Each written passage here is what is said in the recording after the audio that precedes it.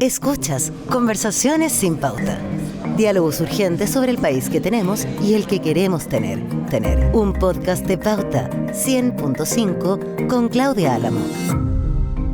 Por favor, no sientas que esta es una conversación autorreferida, ni menos una preocupación gremial solamente. La salud del periodismo como espacio, como puente hacia la ciudadanía, hacia el control del poder y la defensa de la democracia, es algo que nos atañe a todos. Las amenazas no son solo políticas. Hoy día son económicas, tecnológicas, humanas, societales. Y la gran mayoría de ustedes, auditores, ciudadanos, ciudadanas, se informan cada vez más por plataformas digitales. Muchos diarios están en crisis, muchos van de salida porque el modelo de negocio no está funcionando. ¿Y qué pasa? ¿Cómo se navega en estos tiempos? ¿Cómo aseguramos periodismo de calidad? ¿Cómo sobrevive un periodismo en una etapa planetaria que va mutando muy rápidamente? José Tomás Santamaría, director del Diario Financiero, presidente de la ANP, la Asociación Nacional de la Prensa, acaba de asumir además como el nuevo presidente de la Federación de Medios de Comunicación Social, así que sobre sus hombros caen muchas de estas preguntas. Y está en Conversaciones sin Pauta. José Tomás, ¿qué tal? Muy bien, ¿y tú, Claudia? Oye, muchas gracias por la invitación. Gracias a ti. Pensaba que asumir roles tan relevantes, sin quedarse en lo burocrático, como representar a la Asociación Nacional de la Prensa, a la Federación de Medios de Comunicación Social, que incorpora a todo el país, pero que exige mirar el mundo, es una responsabilidad mayor porque el periodismo está en un momento muy, muy frágil, ¿no? Yo lo tomo así, o sea, lo tomo... no me he fijado tanto en la responsabilidad mayor, ¿ya? Quizás si fuera por eso no lo habría hecho. Mejor no verla. Claro, yo lo tomo como para las personas como tú y como yo que nos hemos dedicado toda la vida a esto, a ejercer el periodismo, que además queremos tanto el periodismo porque qué manera de querer esta profesión. Es como un amor imposible de abandonar. Pero es un amor sufrido. Sufrido. O sea, es duro, los horarios son malos, los sueldos, bueno, tampoco, digamos. Y la posibilidad de mantenerte en los medios hoy día muy difícil porque te exige muchas destrezas nuevas. Claro, además, o sea, uno que estudió para trabajar en un diario, hoy día tenés que moverte en una multiplataforma, sí. ¿Cierto? Entonces, para uno que quiere tanto esto, yo lo tomo como un orgullo, como un honor, digamos. Tratar de aportar en algo, un grano de arena, a un momento que es histórico. Y eso es quizás lo que uno debiera partir buscando reflejar, o sea, desde que se crearon los medios de comunicación, o sea, que no sé cuándo es, digamos, pero no sé, uno podrá retraerse a la creación de la imprenta, digamos, probablemente, sí. No sé, por allá por el 1400 y hay algo, cronistas, digamos, que datan un poco antes. Bueno, incluso, también, claro. Probablemente. Pero probablemente, esto no es que yo lo sepa, pero me imagino, la transformación que están viviendo los medios de comunicación es la más importante de su historia, la que estamos viviendo, la que hemos vivido durante los últimos 15 o 20 años, desde la irrupción de las grandes plataformas, ¿ya? Desde la creación de Google, de Facebook, después siguió YouTube, Twitter, Instagram, TikTok, transformó la forma en cómo las personas y cómo los medios se relacionan con sus audiencias, por un lado. Y por otro, cambió también el modelo de negocios que sustenta esta profesión, digamos, llevando a una crisis que ha implicado el cierre de miles de medios de comunicación en el mundo. Y no solamente eso, sino que los que quedan sobreviviendo, la reducción de sus salas de redacción a la mitad o a menos de la mitad, digamos. Sí. En un impacto gigante. Claro, los que quedan están como pataleando, en el fondo. Los que quedan están pataleando. Y eso es porque... Me refiero a pataleando en el sentido de cuando uno está en el mar, bravo, y uno tiene que patalear para llegar a la orilla. Más bien a eso, no me refiero a otra cosa. Pataleando en el sentido del esfuerzo que están haciendo. Sí. Y en eso uno además observa a los periodistas que están hoy día en las salas de redacción. Yo digo salas de redacción porque me ha tocado trabajar en diario toda la vida, pero lo mismo en las salas de una radio o de un canal de televisión. Un canal de televisión. El cariño que le ponen a su trabajo, básicamente para generar la mejor información posible para las audiencias que siguen ese medio en particular.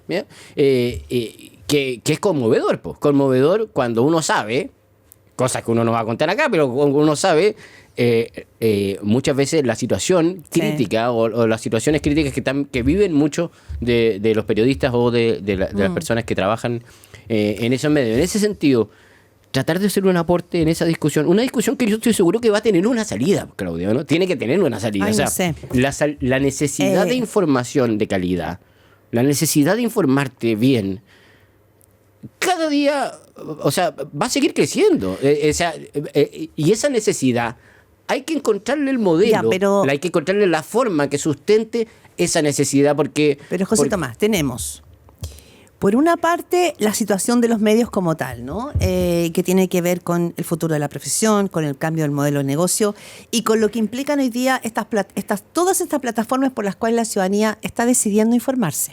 sí. Entonces la pregunta es, ¿esta ciudadanía está abogando por un periodismo de calidad o somos nosotros los que queremos pensar que la gente quiere un periodismo de calidad? Siento que estoy de acuerdo contigo en que uno debiera hacer un trabajo de evangelización. Evangelización en ese sentido, porque aquí no estamos hablando de cualquier industria. O sea, acá no estamos vendiendo pinches, digamos, o salchichas, digamos, que son muy necesarias, por supuesto. Pero aquí estamos hablando de periodismo, una cosa que es fundamental para el buen desarrollo de las políticas públicas, para el buen desarrollo de la sociedad liberal, de la democracia, ¿cierto? O sea, es demasiado importante lo que está en juego, ¿ya? Y por lo tanto, todos debiéramos involucrarnos. Estoy de acuerdo contigo que hoy día esto es una lucha que ha iniciado el periodismo y en eso sí creo ha habido un cambio.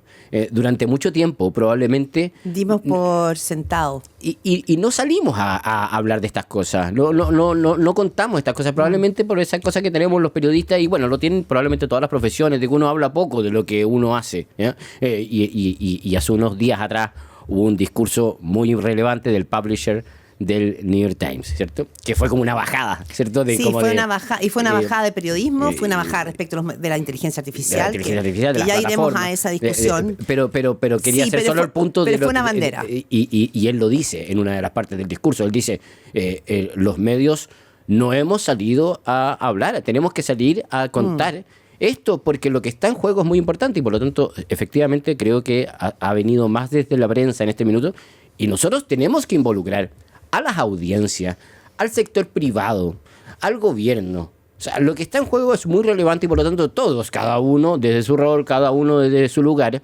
debiera entender que cada uno tiene que poner de su parte para que siga existiendo periodismo sólido, digamos, salas de redacción sólidas que generen información de calidad, bajo estándares de calidad. ¿Por qué? No por los periodistas, no por los medios, no por las empresas que están detrás, ni por sus dueños, menos. Sí, no, es por la ciudadanía por y la por aquí. ciudadanía, por lo importante que es para el debate. Eso es una parte, ¿no? Que tiene que ver, yo creo que como en el debate macro y que es la convicción que tenemos desde el periodismo de que es un aporte a la sociedad, que no es solamente esto un bombín de ego y de egocentrismo y narcisismo, Claro. sino que hay una labor.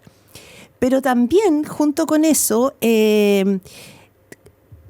las amenazas del periodismo hoy día tienen que ver cuando uno mira, hace muy poco, Javier Milei en la Argentina hizo 80 mensajes a través de redes sociales, sacándole la cresta a los medios de comunicación, y desde allí se constituyó como un liderazgo político. Y Donald Trump no se queda atrás, cuestiona los periodismos no es que seamos intocables, pero tratar a un periodista de gorda, fea, tonta, ¿por qué me haces esa pregunta? O sea, hoy día no nos enfrentamos solamente a un mercado, a plataformas digitales, sino que a liderazgos políticos con los que nos tocará reportear y entrevistar, que tienen y que instalan y siembran una mirada antiperiodística como un enemigo. Y entonces creo que ahí tenemos otro desafío, ¿o no? Sí, efectivamente, y cada día está siendo más patente, digamos, en el mundo, los ataques a los periodistas.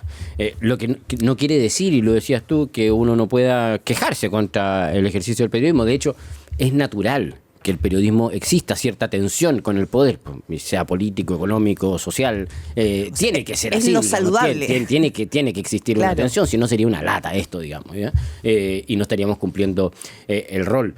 Pero eso tiene que, y es perfectamente posible que alguien sienta que el periodismo no hizo un trabajo correcto y que pueda reclamar por eso. Es parte de las virtudes del periodismo, que tú sabes a quién alegarle y que si yo cometo un error, bueno, el director del diario donde yo trabajo tiene que hacerse responsable de ese error y me pueden perseguir y yo tendré que responder. A diferencia de la inteligencia artificial. A diferencia de la inteligencia artificial, a diferencia de las plataformas, a diferencia de donde tú probablemente si quieres llamar porque te dieron un dato erróneo, no vas a encontrar siquiera a quien te conteste el teléfono, si es que encuentras el teléfono. Pero eso no quiere decir que tú puedas faltar el respeto, digamos. Y lo que uno ve hoy día en líderes globales, y probablemente los casos más emblemáticos son los que tú mencionabas de Trump y de Milei, son los principales,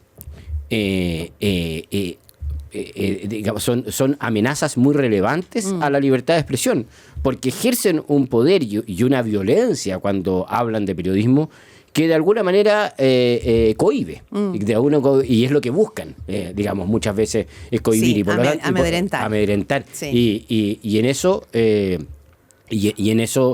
tenemos que estar muy alerta, Ahora, en Chile, en los líderes políticos, al menos hasta el momento, no se ven ejemplos de esa magnitud. Por supuesto, siempre hay, y siempre hay que estar atentos. De hecho, lo decía el mismo presidente Kast el otro día, que fue a la Federación de Medios y planteó en su discurso, bueno, y en donde él planteó frente a todos nosotros su respeto a la libertad de prensa, o sea, reafirmó su respeto a la libertad de prensa en ese lugar en particular, que es algo que por supuesto obviamente uno valora. Ahora, hay otras cosas que también uno tiene que estar atento. Las amenazas judiciales. Hoy día, ante distintas situaciones, los periodistas se ven amenazados de que van a ir a tribunales contra ellos, digamos. Lo que, de nuevo, tú puedes ir a un tribunal a perseguir a un periodista si es que tú consideras que dañó tu honra. Que dañó tu honra pero muchas veces se usa como arma de intimidación. Además, en un momento en donde sabemos que los medios están en una situación más delicada económica, se les amenaza, digamos, con ir a tribunales, y eso es una tendencia que también se está viviendo en todas partes del mundo, que también eso se vive en Chile, y eso viene de distintos líderes. Sí, José Tomás, de todas estas amenazas que hablamos, en tu experiencia como periodista, como director de un medio y además, digamos, en esta representación gremial, ¿cuáles son los riesgos para ti, esos riesgos que como más cercanos, ¿no? No esos riesgos como tan grandes de las grandes plataformas, porque a veces no sé cómo vamos a poder llegar ahí y competir, pero como estos riesgos más cotidianos del periodismo, que tú dices, atención aquí, ¿qué es lo que pondrías especial atención o una advertencia? Yo creo que en el caso de Chile, hablando del caso de nuestro ecosistema de medios, y probablemente es algo que no se ha hablado tanto o que no se hablaba tanto hasta hace poco,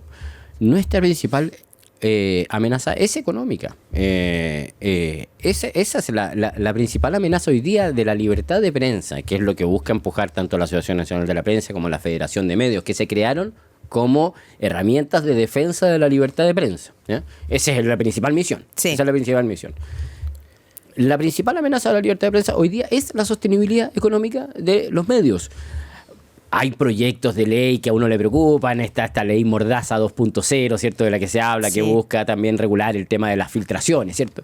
Por supuesto que nos preocupa, hemos ido al Congreso a plantear nuestra postura, y hay otros proyectos que hemos tratado de defender y de impulsar, como aquellos que busquen proteger a los periodistas de las amenazas que reciben físicas, pero sobre todo virtuales, de ataque que uno ve en Twitter o en distintas redes sociales en donde se ataca constantemente a periodistas. Todas esas cosas nos preocupan. Pero hoy día la principal amenaza tiene que ver con que si no tenemos medios que se sostengan económicamente, bueno, los medios van a tener que seguir despidiendo periodistas, achicándose espacios, y al achicar la cantidad de periodistas, eso termina afectando la libertad de prensa, porque vas a tener menos medios, vas a tener menos información, vas a tener menos calidad de información, y eso genera un impacto en nuestras funciones. Y esta es una inquietud larga, pero nos preocupa la sostenibilidad económica de los medios de comunicación tradicionales, llamémoslos así, ¿no? Pero ¿qué se puede hacer? Porque también en el fondo, desde el otro lado, desde el mundo económico, te dicen, bueno, esto es el mercado. Sobreviven los mejores, los que son capaces de patalear más fuerte. Y también es complejo para los medios de comunicación buscar apoyo económico para sobrevivir, porque también de alguna manera uno queda atado. Sí. Y pierde independencia. Entonces, ¿cómo se resuelve este tinglao? Oye, pucha, la pregunta grande. Me queda grande. Que yo lo pensaba, digo, ya, ¿cómo lo resolvemos? ¿Cómo lo Porque- resolvemos? Bueno, probablemente es multifactorial, sí. como todo en la vida, ¿cierto? Y sobre todo cuando uno enfrenta una crisis tan compleja como esta, es multifactorial. Por un lado, tiene que ver con las innovaciones que uno pueda desarrollar para buscar nuevas formas de llegar a las audiencias y de generar ingresos, ¿ya? Y hay ejemplos en el mundo muy grandes que tienen que ver con eso y que uno puede ir observando, digamos, de qué medios en el mundo han logrado ir pillando la fórmula Sí. para encontrar. Tradicionalmente, y esto es como un breve resumen, tradicionalmente los medios vivían de los ingresos por publicidad, ¿cierto? Tal cual. Ese era Ese era el foco. Sí. todo ese ingreso por publicidad, o buena parte de ese ingreso por publicidad, migró a las plataformas, Y ¿cierto? sigue siendo un poco que se así. transformaron en intermediarios. O sea, las plataformas se transformaron en un intermediario entre el medio y la audiencia, se metieron en la mitad. Y se llevaron los ingresos, pero a través de atraer audiencias con contenidos que elaboran los medios y contenidos por los cuales además no responden las plataformas, sino que responden los medios. Ellos se metieron en la mitad y capturaron parte de esos ingresos. Bueno, ahora lo que hay que hacer es ir a buscar otros modelos, otras fórmulas que probablemente van a ser más mixtos, que van a tener una parte de publicidad, otra parte va a tener que ver con suscripciones, en el caso de aquellos que decían apostar por las suscripciones, y ahí la necesidad de que las personas entiendan que hay que pagar por los contenidos, que hay que pagar por los contenidos. O sea, a mí me pasa gente que recibe por WhatsApp los diarios, los PDF de los diarios, y que le parece, y hay grupos gigantes, de 2.000 personas metidas en un WhatsApp que reciben el PDF del diario. Bueno, si eso es piratería, eso es lo mismo que la persona que vende un libro pirata en una cuneta, digamos, y les parece normal que un diario les llegue por PDF. Lo mismo que ocurre con el clipping. Donde un montón de empresas reciben información en clipping y les parece normal. Bueno, esa clipinera no paga una licencia por la información que te saca. Y aterrizaste en la inteligencia artificial, que es el gran debate en el mundo, que se nutren, la gente va a la inteligencia artificial, baja la información, pero esa cabecita nueva se va a los medios de comunicación para poder alimentar su información. Y ahí es donde uno dice, ¿en qué va a terminar esto? Y ahí no te tengo una respuesta. ¿Esto va a terminar en una regulación? ¿O en juicios? Y lo otro, ¿hay poder para una regulación? Estás escuchando un podcast original de Radio Pauta, 100.5. Bueno, expliquemos un poco qué es lo que pasa con las herramientas de inteligencia artificial, porque nuestro problema eran las plataformas, ¿cierto? Que se habían metido como un intermediario y que se capturaban ingresos que venían a los medios. No tengo problema en que capturen ese ingreso, o sea, Si lo hacen bien, si lo hacen bien y compiten el tema. Mi tema es que me parece un tema de principios. Si ellos generan ingresos a través de atraer audiencias con contenidos que elaboran nuestros periodistas, lo justo es que paguen una licencia o una compensación por aquello. Eso es todo el tema. Pero si ellos hacen elaboran su trabajo de manera y logran captar ingresos, bueno, así funciona la competencia y no tengo ningún problema con aquello. Mi tema es que paguen por la información con la cual atraen a esas audiencias. Nuestro problema eran las grandes plataformas y hace 3 años aparecen las herramientas de inteligencia artificial, que es otro problema. Es otro problema, primero con ChatGPT, ¿cierto? Hace 3 años, pero después se sumaron Cloud y Gemini y todo el resto. Personas hoy día está ocurriendo que las personas hoy día se informan a través de las herramientas de inteligencia artificial. Tú le preguntas a Cloud sobre información y él te contesta citando a los medios. ¿Ya? ¿Cuál es la diferencia con las plataformas? Las plataformas en general te derivaban tráfico, ¿ya? Entonces tú ibas a Google y preguntabas por el IPC, y te aparecía el link y tú ibas. Y de hecho, hasta el día de hoy, uno de los grandes derivadores de tráfico de los medios son los buscadores como Google, ¿cierto? Son los grandes derivadores. Ha bajado mucho, ha bajado muchísimo en todo el mundo, pero sigue siendo los grandes derivadores. Eso es radicalmente distinto en la herramienta de inteligencia artificial porque la gente, cuando busca información en la herramienta de inteligencia artificial, no va al link. Entonces no acude al medio. Entonces, no, porque la inteligencia te dice, tú le dices, hazme el resumen sobre la reforma de seguridad. Pero, y va a todos los medios. Claro, pero para elaborar ese resumen de calidad necesitó de datos. De datos. Necesitó no solo de datos, del análisis que hacen los medios. Datos, información, análisis, lo que hacen los medios. Y entonces se transformó en un intermediario brutal que ya ni siquiera es un intermediario, es como una pared, digamos, sí, total. Que te chupa la información, la entrega envasada de otra manera a las audiencias. Y el último informe del Digital News Report habla de que hay un 10% ya a nivel global que se está informando por herramientas de inteligencia artificial. Ese porcentaje en un par de años más va a ser muchísimo más. Ya, pero para nosotros, para el periodismo, esa inteligencia artificial no solo es una amenaza en lo económico, porque no paguen, no sé, una membresía, sino que también porque nuestras audiencias, nuestros lectores, auditores, se van allá porque es más fácil, porque es muy rápido y porque te deja informado y entre medio te lleva a otras conversaciones. Y eso yo creo que eso probablemente es tan grave como lo otro, no es solo lo económico. Y ante eso... Dejaste de ser una voz. En ese sentido, y en eso tampoco nos vamos a oponer, digamos, al uso de la herramienta. De hecho, las herramientas de inteligencia artificial también permiten a los medios tener posibilidades maravillosas de crecimiento y de desarrollo de nuevos formatos y todo el cuento. Y eso obviamente que hay que aplaudirlo y estamos todos innovando en ese sentido. Pero sí creemos que si la herramienta de inteligencia artificial efectivamente le está dando un muy buen servicio a las personas, pero ese servicio lo está dando a través de información que construimos nosotros, bueno, hay que buscar una solución porque acá lo relevante son los datos. Sí. Son los datos, lo decía también el publisher de New York Times en ese ejemplo que me pareció tan claro. O sea, dice, las herramientas de inteligencia artificial se componen de 4 elementos para poder funcionar, ¿cierto? Uno son sus ingenieros que elaboran los algoritmos. El segundo son la infraestructura tecnológica, que son los data centers o los chips que crea, no sé, Nvidia, otros. El tercero son la energía, necesitan mucha energía. Y cuarto son los datos. Por los primeros 3 pagan, por el cuarto no. ¿Cuál es la solución de eso? Bueno, hay distintos caminos. En Australia, se apostó por una regulación, en donde se obligó a las plataformas y a los medios a sentarse a negociar y a llegar a un monto, y si no llegan a un monto, el gobierno se mete. ¿Cierto? En otros países han optado por juicios. El New York Times lleva 5 años en juicio contra OpenAI y Microsoft por uso de sus datos, no autorizado de datos. Ha gastado $20 millones en juicio. Y ellos defienden que la vía judicial, que esto tiene que resolverse con jurisprudencia, con juicio.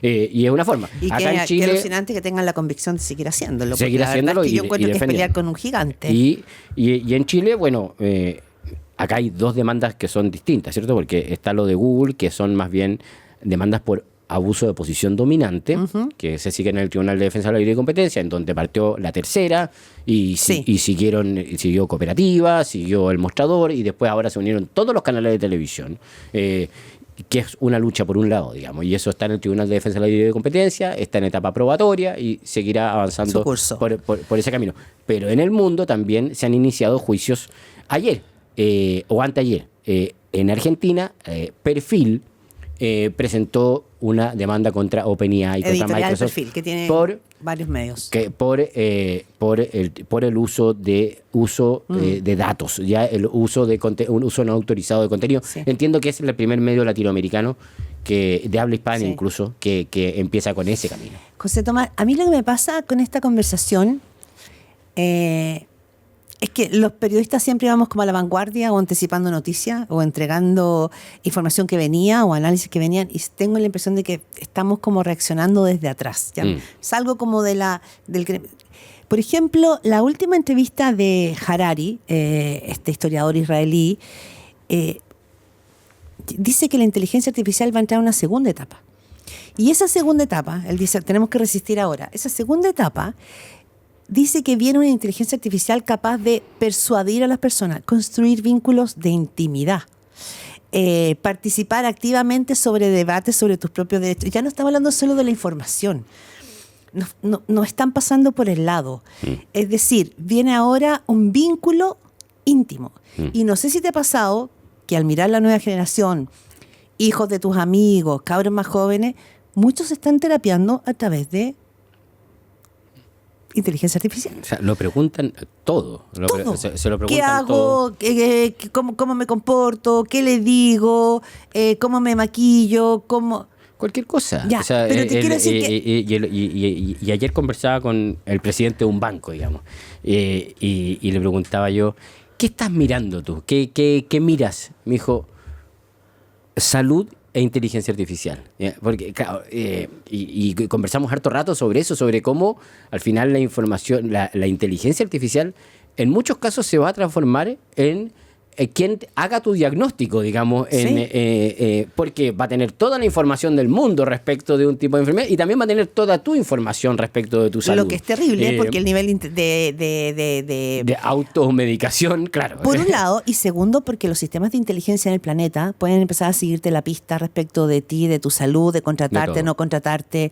No, la amenaza Ahora, es grande. Y por eso lo que uno tiene que empujar y lo que uno tiene que tratar de buscar una solución es que para todo eso la inteligencia artificial va a necesitar de información, va a necesitar de datos. Sí, va a necesitar de datos, porque ChatGPT lo podrá hacer muy bien, pero a la calle no va a salir a reportear, digamos, ¿ya? Y en eso creo yo también, junto con buscar una fórmula, junto con buscar una solución, que ya tendremos que ver cuál es, si es una regulación o es un juicio o es qué, también tenemos que nosotros volver a nuestros orígenes, tenemos que volver, digamos, tenemos que volver a aquello que le da un valor agregado a nuestro trabajo, aquello que no puede hacer la inteligencia artificial, que es salir a la calle, que es el reporteo, que es reportear, que es reporteo, que es estar con las fuentes, estar en los lugares de donde están ocurriendo las cosas, estar haciendo una entrevista, estar haciendo preguntas y contrapreguntando y estar chequeando y rechequeando hasta entregar la información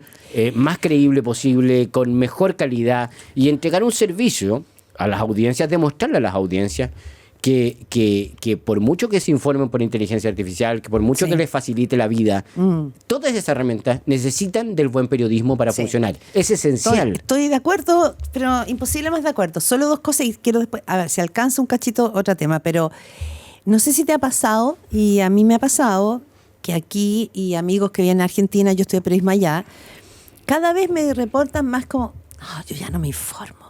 Lo hablaba el otro día con una amiga en Argentina y le decía, bueno, ¿y qué está pasando? Ay, no sé, yo ya no, me desconecté, me bajé del carro. Cada vez me encuentro con más personas que no quieren, que sienten que los medios de comunicación estamos entregando información pesimista, agobiante, que la vida ya está suficientemente difícil y que nosotros estamos como amplificando una onda y una energía que pesa. Entonces creo que también ahí vamos a tener que hacer un ajuste para que nuestras noticias sean noticias puras, pero que no nos sumemos como a esta cosa de una nube negra todo el día sobre nuestra cabeza, a pesar de que el mundo esté así.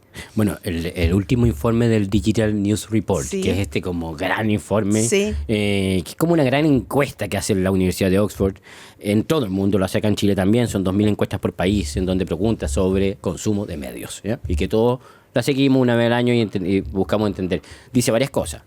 Por primera vez son más las personas que se están informando por plataformas que por sitios de diarios. Cada día son más las personas que siguen a influencers solitarios, ¿ya? Y que se informan a través de influencers solitarios. La preocupación por la desinformación sigue creciendo. Y uno de los puntos que menciona es cómo ha ido creciendo la desconfianza en las noticias, ¿ya? La gente que evita noticias. Evita. Es que me pasa. Que evita.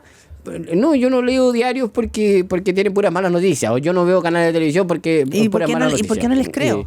Y también porque se genera una desconfianza muy grande. Y por supuesto que ahí nosotros también los medios tenemos que leer esos datos con autocrítica y buscar qué modelos o qué tipo con qué tipo de contenidos vamos a ir a conquistar a las audiencias. ¿Cómo vincularnos? O sea, si es verdad lo que dice Harari, que la inteligencia artificial en su segunda fase va a tener que ver con trabajar sobre la empatía y la percepción y la intimidad del otro, ¿de qué manera nosotros los medios también nos vamos a vincular con esta audiencia? No solo desde la información pura y dura.